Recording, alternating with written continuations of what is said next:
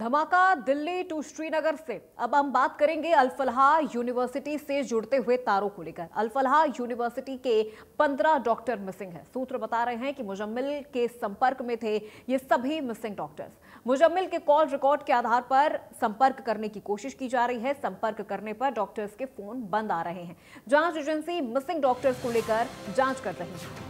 तो अल फलाह यूनिवर्सिटी से 15 doctor missing बताए जा रहे हैं और ये वो सभी 15 डॉक्टर्स हैं जो डॉक्टर मुजम्मिल के संपर्क में थे। ये वही मुजम्मिल है जो दिल्ली ब्लास्ट का मुख्य आरोपी है, जो फिलहाल इस वक्त पुलिस की गिरफ्त में है।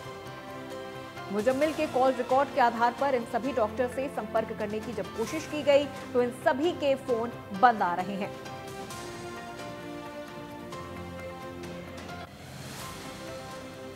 श्रीनगर के नौगांव में हुए हादसे में प्रयोग किया गया विस्फोटक फरीदाबाद से बरामद किया गया था। अल फलाह यूनिवर्सिटी के करीब 300 मीटर दूरी पर डॉक्टर मुजम्मिल ने किराए पर जो कमरा लिया था उसी के अंदर 360 किलोग्राम अमोनियम नाइट्रेट बरामद हुआ था, जो विस्फोट करने के लिए तैयार किया जा चुका था। फरीदाबाद क्राइम ब्रांच द्वारा बरामद किए गए 360 किलोग्राम अमोनियम नाइट्रेट को सूटकेस में भरकर डॉक्टर मुजम्मिल ने अपने कमरे में रखा था, जिसे फरीदाबाद की क्राइम ब्रांच ने और जम्मू कश्मीर पुलिस को सौंप दिया था। श्रीनगर के नौगांव में हुए विस्फोट के तार भी फरीदाबाद से जुड़ते हुए दिखाई दे रहे हैं, क्योंकि डॉक्टर मुजम्मिल इसी अल फलाह यूनिवर्सिटी में काम करता था और जब J&K पुलिस की तरफ से उसकी गिरफ्तारी की गई थी और उसकी निशानदेही पर जो 360 किलोग्राम अमोनियम नाइट्रेट पकड़ा गया था, उसी में बताया जा रहा है कि वो विस्फोट हुआ है। और जो जानकारी सामने आ रही है, जो 360 किलोग्राम अमोनियम नाइट्रेट था वो विस्फोट के लिए पूरी तरह से प्रिपेयर कर लिया गया था और जो यहाँ से बरामद किया गया था वो मात्र, अगर मैं आपको दिखाऊं तो देखिए, ये डॉक्टर अल फलाह यूनिवर्सिटी है और यहाँ से 300 मीटर की दूरी पर आगे एक कमरा किराए पर डॉक्टर मुजम्मिल की तरफ से लिया गया था और उसी कमरे से फर्स्ट फ्लोर पर जो कमरा था 360 किलोग्राम अमोनियम नाइट्रेट बरामद किया गया था और वो अमोनियम नाइट्रेट सूटकेस में रखा गया था और यहाँ से जब बरामदगी के बाद में उसको श्रीनगर ले जाया गया था। लेकिन बताया जा रहा है कि वो 360 किलोग्राम जो अमोनियम नाइट्रेट था वो फटने के लिए, यानी कि विस्फोट के लिए प्रिपेयर कर लिया गया था और यहाँ वो रखा गया था। ऐसे में श्रीनगर के नौगांव में जो विस्फोट हुआ है उसको बताया जा रहा है कि वही 360 किलोग्राम जो विस्फोट के लिए प्रिपेयर फरीदाबाद में किया गया था वो वहां फटा है। लेकिन सबसे बड़ी बात यह कि डॉक्टर मुजम्मिल इसी अल फलाह यूनिवर्सिटी में काम करता था और डॉक्टर शाहीन शाहिद भी उस कमरे पर जहां वो 360 किलोग्राम विस्फोटक मिला था वहां डॉक्टर शाहीन भी डॉक्टर मुजम्मिल के साथ कभी कभी जाया करती थी, ये भी जानकारी सामने आ रही है। और इसके साथ साथ में एक डॉक्टर जो उमर है वो भी इसी से संबंध रखता है और एक डॉक्टर जो अभी फरार बताया जा रहा है, जिसकी जांच एजेंसियां सरगर्मी से तलाश कर रही हैं, डॉक्टर निसार जो एसोसिएट प्रोफेसर है वो भी इसी अल फलाह यूनिवर्सिटी में था और 17 नंबर की बिल्डिंग में जो 13 नंबर का कमरा था डॉक्टर मुजम्मिल को अलॉट किया गया था, उसी के बराबर में डॉक्टर उमर का कमरा था। लेकिन ये भी कहा जा रहा है कि जो कमरा नंबर 13 था, उमर ज्यादातर डॉक्टर मुजम्मिल के साथ ही रहा करता था और जो आतंक की जितनी भी साजिश रची गई उसी 13 नंबर के कमरे से इस अल फलाह यूनिवर्सिटी के हॉस्टल नंबर 17 की बिल्डिंग में रची गई थी। और जो ये हादसा अब श्रीनगर में हुआ है, ये भी फरीदाबाद से जो अमोनियम नाइट्रेट बरामद किया गया था उसी का ये विस्फोट बताया जा रहा है। और अब चूंकि पुलिस की तरफ से भी, जांच एजेंसियों की तरफ से भी तमाम जांच शुरू कर दी गई है, क्योंकि फरीदाबाद से 2923 किलोग्राम टोटल अमोनियम नाइट्रेट बरामद हुआ था, जिसमें से बताया गया है कि 360 किलोग्राम को विस्फोट के लिए तैयार किया गया था और जो 2563 किलोग्राम जो फतेहपुर तगा गांव के एक मकान से मिला था उसका भी विस्फोट बनाने की, प्रिपेयर करने के लिए तैयार उसको करने की साजिश यहां से रची जा रही थी। अब डॉक्टरों की, बाकी जो अन्य डॉक्टर हैं उनकी भी तलाश और लगातार जांच एजेंसियों की तरफ से अल फलाह यूनिवर्सिटी के प्रशासन से लेकर स्टूडेंट्स और डॉक्टरों से पूछताछ की जा रही है। फरीदाबाद से देवेंद्र कौशिक, इंडिया न्यूज। तो वहीं फरीदाबाद की अल फलाह यूनिवर्सिटी पर अब अलग अलग विभागों की गाज गिरनी शुरू हो गई है। हरियाणा सरकार भी हरकत में आई है। यूनिवर्सिटी की जमीन की पैमाइश की जा रही है। इस विभाग के पास कुछ इस तरह की शिकायतें मिल रही थी कि अवैध कब्जा यूनिवर्सिटी में किया गया है, जिसको लेकर अब पैमाइश शुरू कर दी गई है।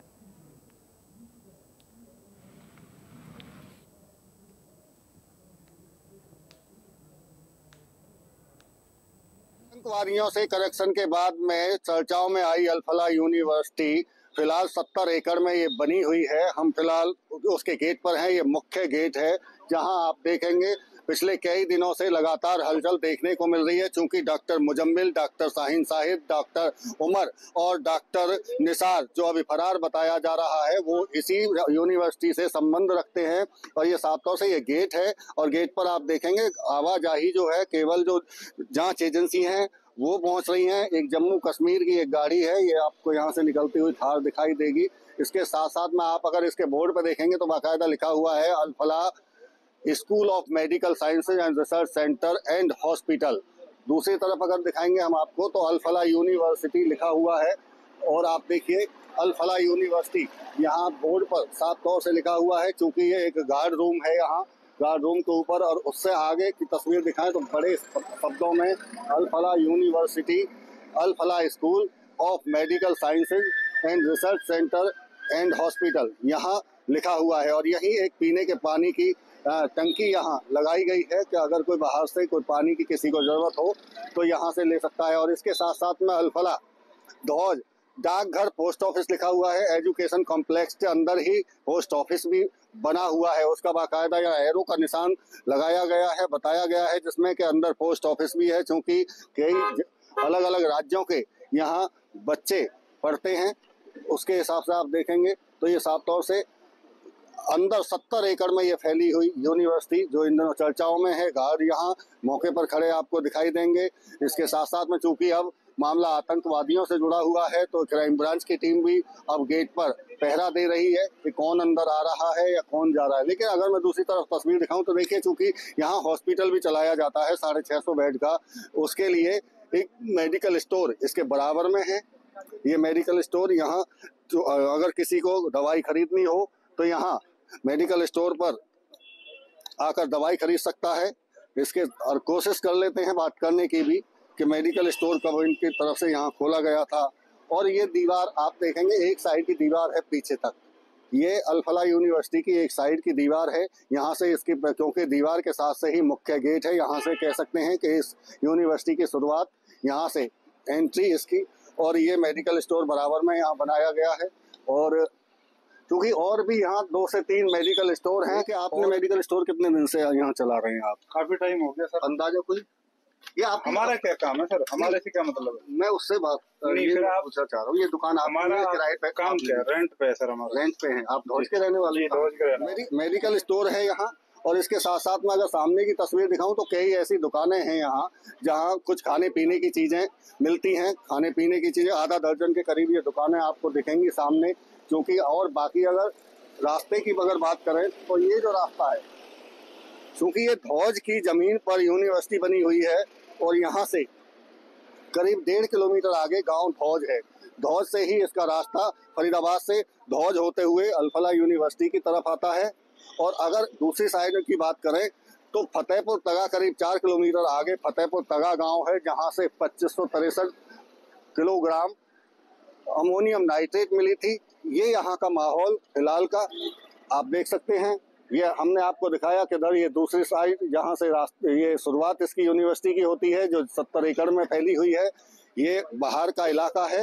बाहर के इलाके सामने कुछ गाड़ियां आपको दिखेंगी, क्योंकि लोगों की जो आवाजाही रहती है उसके हिसाब से यहाँ ये आप देखिए कुछ खाने पीने की और दवाई मेडिकल स्टोर यहाँ भी है, इधर भी मेडिकल स्टोर है। इनसे भी बात करने की कोशिश करते हैं कि ये कब से यहाँ दुकान इनकी है। मेडिकल स्टोर की बात करें चाहे और खाने पीने की बात करें, ये देखिए यहाँ सामने अगर कोई मेडिकल यूनिवर्सिटी से अंदर से बच्चे आते हैं या कोई और आता है तो उनके खाने पीने की भी जगह बनाई गई है कि अगर किसी को जरूरत हो तो यहाँ से कुछ खरीद कर वो खा सकता है। तो एक दुकान यहाँ बनाई गई। कब से चला रहे हैं आप दुकान? ये सर करीब लगभग 1 साल। अभी 1 साल से ये आप अपनी दुकानें हैं किराए पे ली? नहीं जी, किराए पे है। इससे पहले क्या यहाँ और कोई दुकान थी इस तरह की, कोई खाने पीने की, या आपने ही शुरुआत की है? नहीं सर, पहले तो बहुत दुकानें थी। लॉकडाउन जब लगा सारी मार्केट बंद हो गई एक बार। अच्छा, ये लॉकडाउन के बाद में थोड़ा सा काम मंदा हुआ। हाँ। तो ये ज्यादातर जो आपके ये खाने पीने की चीजें खरीद फरोख्त जो ये अंदर बच्चे हैं या स्टाफ है वो आकर लेते होंगे? बहुत कम सर बाहर आते हैं। अच्छा जी। तो ये कौन ज्यादा यहाँ बिक्री होती है, कौन लेते हैं लोग? मरीज चलते ही रहते हैं हॉस्पिटल में, आते जाते मरीज आते हैं, उनके साथ और भी लोग आते हैं, तो इस तरीके से हम दुकानदारी हो जाती है। तो मरीज क्या सुबह से शाम तक या रात में भी 24 घंटे आते हैं? जी, हम तो 6 बजे 6:30 बजे दुकान बंद करके चले जाते हैं। देखिए, ये 6:30 बजे अपनी दुकान बंद हो जाती है, क्योंकि मरीज भी हैं, स्टूडेंट्स हालांकि बता रहे हैं कि कम आते हैं यहाँ। और देखिए, दुकानें कुछ और बनी हुई हैं, मेडिकल स्टोर एक और है, क्योंकि हॉस्पिटल जैसा कि हम जिक्र कर रहे हैं कि एक हॉस्पिटल यहाँ बना हुआ है। उस हॉस्पिटल के साथ साथ में कुछ लोगों को बाहर से दवाई खरीदनी होती है, तो दवाई खरीदने के लिए मेडिकल स्टोर यहाँ है। अच्छा, देखिए, ये बात करना नहीं चाह रहे हैं, मेडिकल स्टोर चूंकि दवाइयों को अगर किसी को जरूरत होती है तो उस हिसाब से यहाँ पहुँचते हैं।